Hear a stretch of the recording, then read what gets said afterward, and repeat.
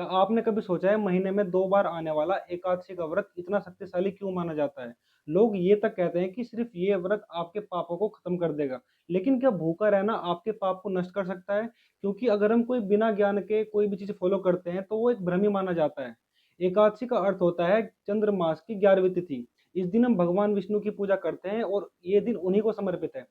लेकिन सबसे बड़ा भ्रम तो यही है, लोगों को लगता है व्रत रखना सिर्फ भूख का त्याग करना है, यानी खाने का त्याग करना है। शास्त्र कहते हैं व्रत का असली अर्थ है अपनी इंद्रियों पर कंट्रोल करना, यानी हम उस दिन क्या देखते हैं, क्या हम खाते हैं, क्या हम सोचते हैं।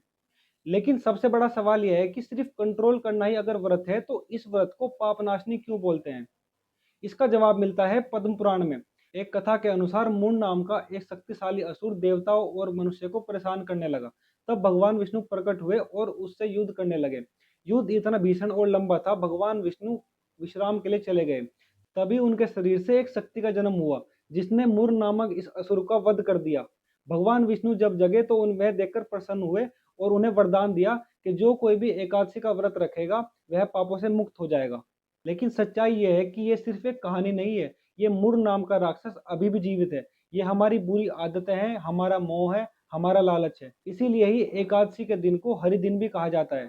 उस दिन हम नाम जप करते हैं, उस दिन हम भगवान विष्णु की पूजा करते हैं और हम एक साधु की तरह जीते हैं। अपनी सोच को बदल देते हैं और हम कोशिश करते हैं कि एक दिन हमारा जो हो वो भगवान विष्णु के लिए समर्पित हो।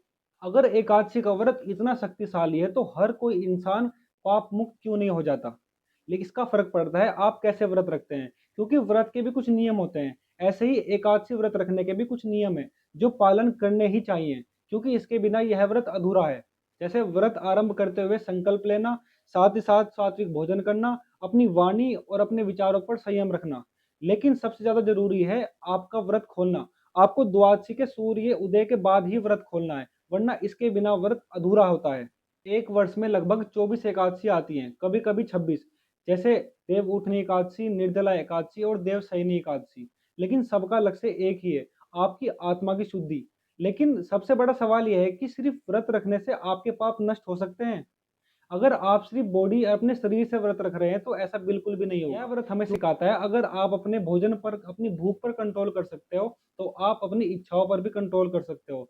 अगर आप अपनी इच्छाओं पर कंट्रोल कर सकते हो तो आप अपने जीवन पर कंट्रोल कर सकते हो। और जो आदमी अपने जीवन पर कंट्रोल कर सकता है वो पाप मुक्त हो ही जाता है। तो इसलिए सच्चे भाव से व्रत रखिए, दान कीजिए, पुण्य कीजिए और भगवान विष्णु का स्मरण कीजिए। मिलते हैं ऐसी अगली वीडियो में। अगर आपको ये वीडियो पसंद आई हो तो वीडियो को लाइक शेयर जरूर करें और इस चैनल को सब्सक्राइब करें। जय श्री कृष्ण।